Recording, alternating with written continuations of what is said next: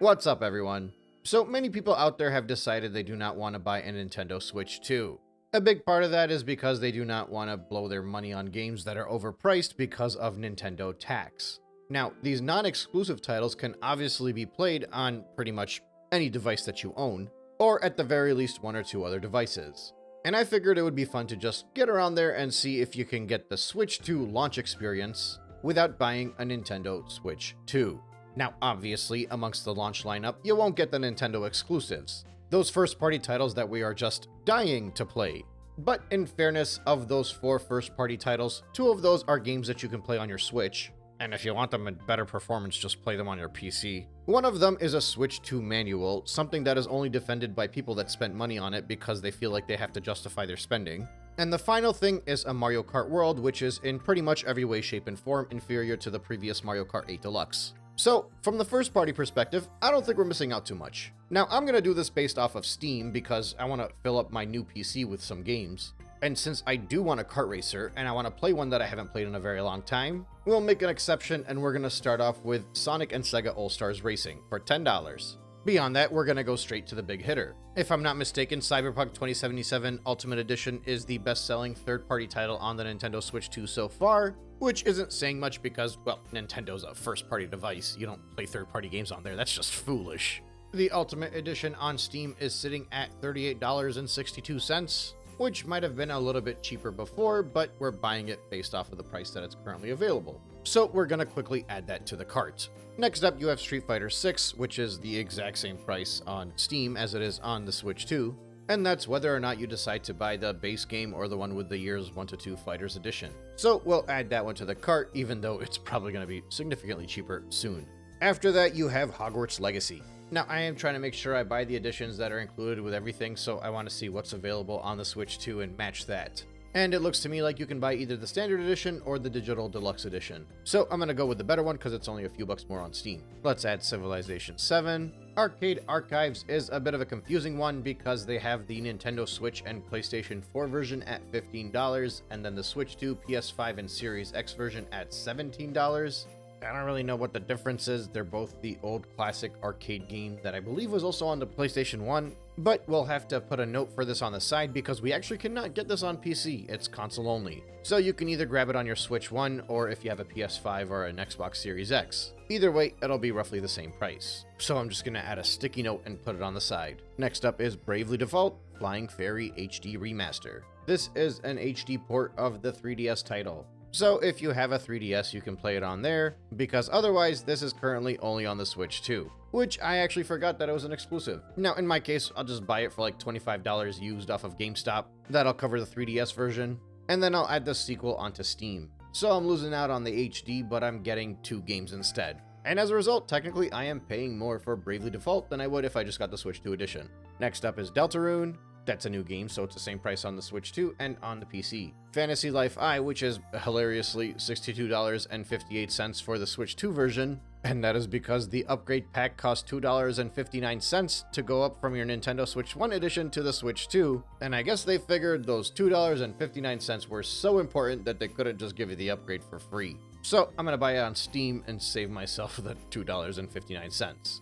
Oh, look at that, there's another exclusive I forgot, Fast Fusion.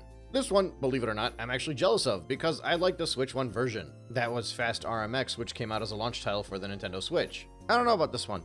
I would say that if somebody can recommend a game of similar style, let me know and I'll add it to my cart. It's not exactly a system seller by any means. And honestly, I still play the Switch 1 version from time to time. For now, I will throw in a similar placeholder on my sticky note. I don't know all the differences of these, but I'm assuming that the Deluxe Edition on Steam includes everything that's on the Switch 1 and then some. We'll go with that one, instead of sifting through and seeing what the difference is. After that, it's Kinitsugami Path of Goddess. It's the same price on Steam as it is on the Switch 2, although there is a bundle where I can get Okami HD for an extra $5, so I might just do that. Oh, that's how you PC gamers develop a massive backlog. Just grab these games when they're dirt cheap. As a reference, Okami HD on the Nintendo Switch 1 is still $20. Next up is No Man's Sky. Once again, I'm just going to buy the bundle that has the most stuff in there. It's only a few bucks more. I'm definitely going to butcher this pronunciation, but Nobunaga's Ambition Awakening Complete Edition. Added that to the cart. Puyo Puyo Tetris 2. I already have that on Switch, but The Switch 2 version has mouse controls, and so does the Steam version, although they are slightly different. I don't really want to buy this on my PC, but I'll add it to the cart for now. Rune Factory, Guardians of Azuma. Now, there are various different types of DLC available for this one. I'm just going to do the base model because that matches up with the base model for the Switch 2. Next up is Sonic Shadow Generations. I already have this on my Series X, but we'll throw the Digital Deluxe Edition into the cart. Split Fiction added to cart, and then this game, we're going to call it Gate Rune. Survival Kids, that's another exclusive actually. And I have no idea what type of game it is, so we're just going to put the same price as a placeholder on the sticky note. And finally, Yakuza 0. The Switch 2 has the Director's Cut, which quick Googles tell me that it has 25 minutes of new cutscenes, a 4-player online co-op mode, among some other things. I don't know how much all of that is worth, but adding it to my cart is only 20 bucks on Steam. The game itself is worth 50 bucks on the Switch 2. I'm gonna give them the benefit of the doubt and put $50 on my sticky note. Maybe that stuff gets ported over eventually, I'm not sure. But for the sake of the comparison of prices, I think it's worth just pretending that we're buying this for 50 bucks. From my understanding, most people are not happy with the Director's Cut on the Switch 2, however, complaining about the graphics and hating on the actual cutscenes, which is part of the reason people buy this. So I don't even know that if this was ported over, it would be worth it for anybody. Either way, I'm still going to add it as a full $50 price on my sticky note in case it gets ported over, just for the sake of this comparison. So let's see what we got now. First thing to consider is I realize that there are a lot of games that I am not even remotely interested in playing. So I might have to try out a few demos before actually making this purchase. Also, some of these newer games I'm debating holding off on as well because I know they're going to drastically drop down in price, both on the Switch 2 and on Steam. They'll just probably drop down more on Steam. But let's compare the carts regardless. So assuming I did not forget anything and I added all of this up correctly, on the Nintendo Switch 2, if you were to purchase every single game on there that we went through, obviously not including the 4 first-party titles that I mentioned on the top of this video, believe it or not, the price comes out to almost exactly $1,000.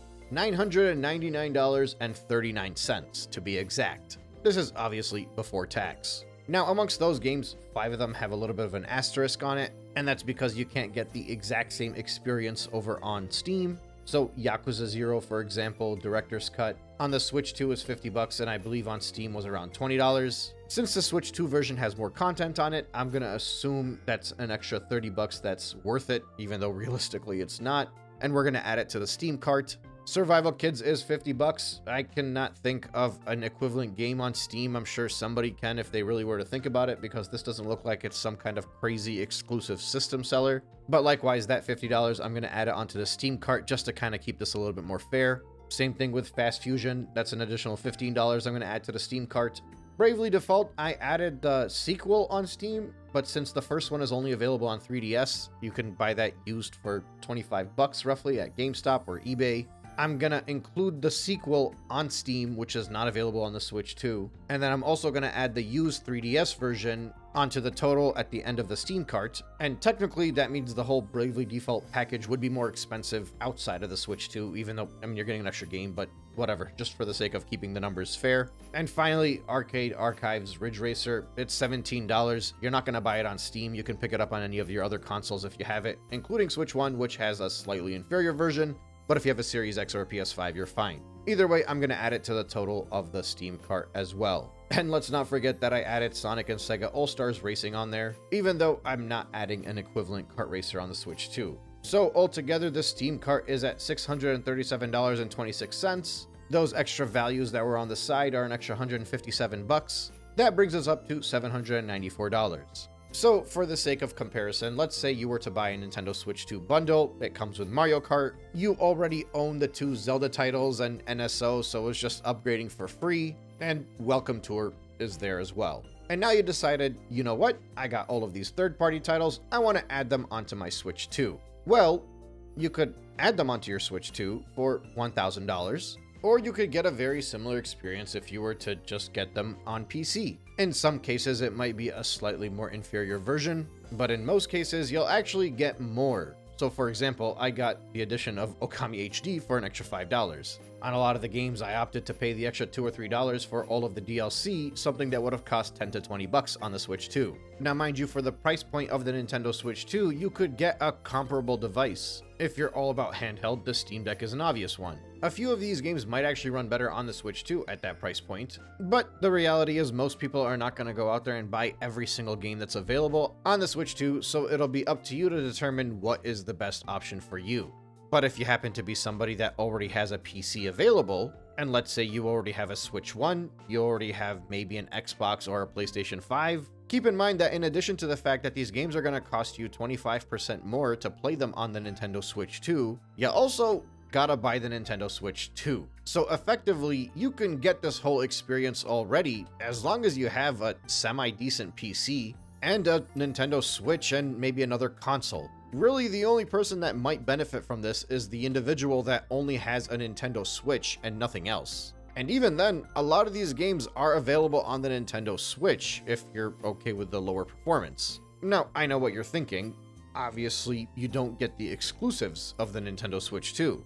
So basically for now, that's just Mario Kart World and Welcome Tour. In a month from now, you'll have Donkey Kong. In 2 months from now, you'll have Donkey Kong and Dragon Drive. But at the same time, I would argue it's still worth waiting until there are more exclusives available and more used copies available at stores so you can buy this stuff without getting nickel and dime. And that includes the Switch 2 as well. And if you are the type of person to think, no, I need the Switch 2 now because there's a new Mario Kart game and I have to play it, and you're just like the majority of other Nintendo owners who are like, I buy Nintendo consoles strictly for the first-party games and that's how I enjoy myself, well, that's fine too, but don't argue that the Nintendo Switch 2 is a third-party device, because you're clearly proving that it's not. But everybody already knows that. There's just a small fraction of people pretending otherwise. In any case, I thought this would just be a fun exercise to figure out just how much you're getting ripped off with Nintendo tax with the new Switch 2 launch titles.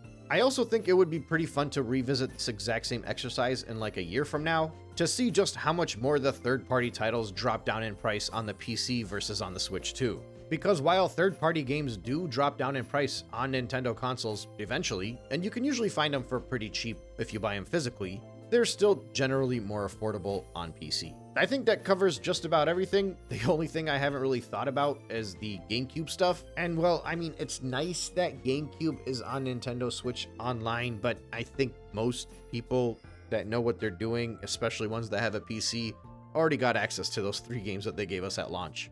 Also, keep in mind, if you're not buying a Switch 2, you don't gotta go out of your way to buy a super expensive controller or any super expensive accessories either. Also, you don't gotta pay an online subscription. So there are a lot of benefits here. Either way, I think I've made my point. I'm gonna try out some of these games and figure out which ones I actually want to buy, because I do not want to spend $800 on this. Plus, there's the summer sale going on, so I'm kind of excited to see what else I can find on here. Anyway, I'm out for now.